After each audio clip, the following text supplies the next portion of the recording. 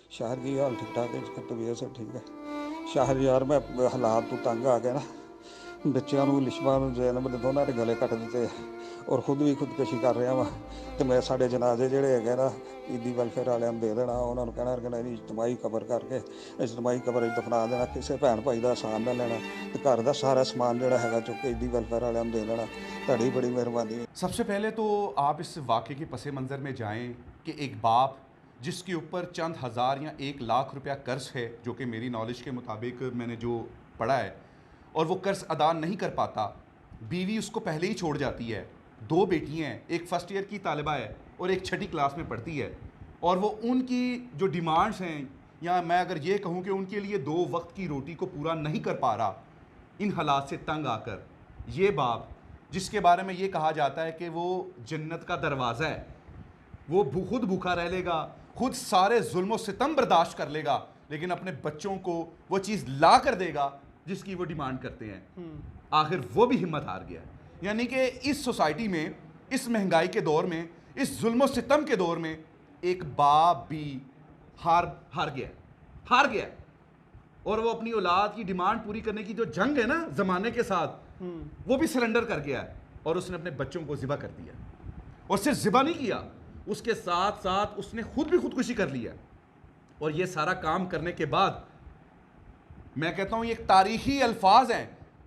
एक वो बंदा जो मकरूज़ है, जिसके पास घर खाने को कुछ नहीं है, वो कहता है कि हमारी जो लाशें हैं और हमारे जो घर का सामान है वो ईदी वालों को दे दो। आपको क्या लगता है कि ये उसने अपने बच्चों और उसने खुद अपने आप को ज़िबा किया है? उसने पूरी पाकिस्तानी अवाम को ज़िबा कर गया। वो हमारे बेज़मीर, जो हमारे ज़मीर मर चुके हैं, उनको भी ज़िबा करके गया है। आप फैसलाबाद की तारीख तो उठाकर देखें कि फैसलाबाद क्या है। फैसलाबाद पाकिस्तान का मैनचेस्टर है। पूरी दुनिया में यहाँ से कपड़ा एक्सपोर्ट होता है। हमारे पाकिस्तान में मोस्टली जितनी भी हमारी माएँ बहनें हैं जो अपने जिस्म को कवर करती हैं, वो कपड़ा यहाँ से जाता है। लेकिन उस गरीब के पास खाने के लिए उसी शहर में रोटी नहीं थी। पूरे पाकिस्तान का सबसे ज़्यादा जो रेवेन्यू जनरेट होता है बिजनेस पॉइंट ऑफ व्यू से, वो यहाँ के ताजर करते हैं। यहाँ के ताजर सबसे ज़्यादा पैसा कमाते हैं। लेकिन उस गरीब के घर में खाने के लिए एक वक्त का खाना नहीं था। उस गरीब का कर्ज उतारने के लिए उसके रिश्तेदार में कोई इतना ताकतवर नहीं था कि उसको कर्जा दे सके, कर्जे हंसना दे सके। कोई ऐसा ताकतवर नहीं था। इस शहर से आपके वजीर दाखिला राना सनाउल्लाह साहब हैं, फरूख हबीब साहब हैं, पाकिस्तान तहरीक इंसाफ के, जो कहते हैं कि भाई इस पीडीएम ने आके महंगाई कर दिया और ये कर दिया वो कर दिया। और नून लीग वाले ये कहते हैं कि हम इमरान खान साहब की नालायकियों को छुपा रहे हैं। इस वक्त आप सबकी नालायकियाँ सामने आ चुकी हैं कि एक बाप, यानी कि मैं ये कहूँ कि मजबूर बाप, अपनी जवान बेटियों को, यार कोई अपनी बेटी को ज़िबा कर सकता है? अपने लगते जिगर को कोई किसी को छूने नहीं देता।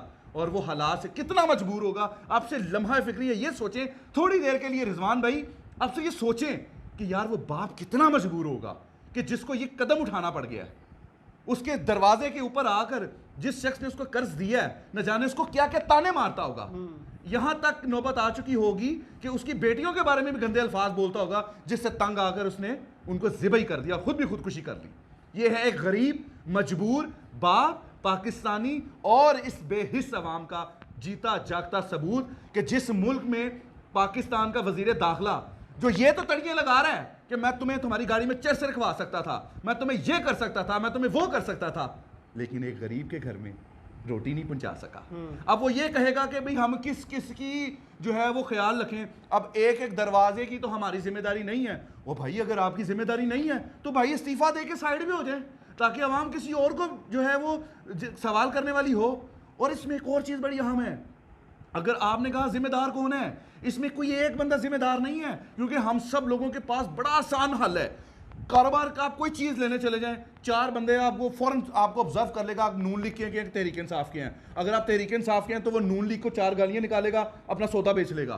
और अगर आप तहरीक इंसाफ के नहीं हैं, नून लीग के हैं, तो वो तहरीक इंसाफ को गालियां निकालेगा और अपना सौदा बेच लेगा। यानी कि वो सौदा बेचने के लिए हुकूमत को गालियां निकाल रहा है, खुद अपने आप को ठीक नहीं कर रहा। पाकिस्तान में इस वक्त सबसे ज्यादा कसूरवार इस मुल्क की अवाम है। बिल्कुल, जो अपने वोट का तो सही इस्तेमाल कर देती है, असीधी वोट पाता है, लेकिन अपने वोट का पहरा नहीं देती। ये है वो अवाम جس میں کسی قسم کا کوئی اتحاد نہیں ہے. میں دعوے سے کہہ سکتا ہوں کہ جب ہمیں پتہ چلتا ہے کہ اس ملک میں چینی، پیٹرول، کوئی چیز مہنگی ہو رہی ہے، ہم بجائے اس کا بائیک آؤٹ کرنے کے اتنے بے حس ہو چکے ہیں، اتنی جاہل عوام اس وقت ہماری ہو چکی ہے اس قدر. یہاں ہمیں لگتا ہے کہ انہوں نے ہیپیٹائز کر دیا. پڑھے لکھے لوگ بھی انہی چیزوں میں انوالو ہو رہے ہیں. کیا کہ ہمیں پتہ چل رہا ہے کہ بھئی کل پیٹرول مہنگا ہو رہا ہے، آج ٹینکی بھروانی شروع کر رہے ہیں. ہمیں پتہ چل رہا ہے کہ جی چینی 10 روپے بڑھ رہی ہے اور آج ہم چینی زیادہ خریدنے کی کوشش کر رہے ہیں. آٹا مہنگا ہو رہا ہے تو آٹے کی 3-4 بوریاں گھر میں لا کے رکھ رہے ہیں، چاہے وہ گھر میں اس میں کیڑے پڑ جائیں. چاہے دودھ مہنگا ہو گیا تو دودھ بھی گھر میں سٹور کر رہے ہیں، 10 دن کا دودھ سٹور کر رہے ہیں. اس کا مطلب یہ ہے کہ ہم اس ملک کے ساتھ سنسیئر نہیں ہیں. اس ملک میں ہر بندہ خود غرض ہے. اگر اس کا پیٹ، اس کے گھر کا چولہا چل رہا ہے، ہمسایہ جس کے بارے میں رسول اللہ صلی اللہ علیہ وآلہ وسلم نے بتایا کہ ہمسائے کے کیا حقوق ہیں، صحابہ کرام رضی اللہ تعالیٰ ڈر جایا کرتے تھے کہیں وراثت میں بھی ان کو حصہ نہ دے دیں. آج ہم ان سب چیزوں سے لا تعلق ہیں. آپ کا کیا خیال ہے کہ اس کا جواب صرف حکومت وقت سے ہوگا کہ اس کے دور میں اس طرح باپ اپنی بیٹیوں کو ذبح کر کے مر گیا؟ اس کا جو سوال ہے وہ ہمسایوں سے بھی ہوگا، وہ رشتہ داروں سے بھی ہوگا، وہ علاقے کے ناظم، چیئرمین، کرتا درتا سے بھی ہوگا. ہر بندہ اس جرم میں پراپر سزاوار ہے. اس کو سزا ملنی چاہیے کہ جس ملک میں ایک باپ اپنی بیٹیوں کو ذبح کر کے مر جائے، ایسی عوام پر، ایسے حکمرانوں پر لعنت ہے.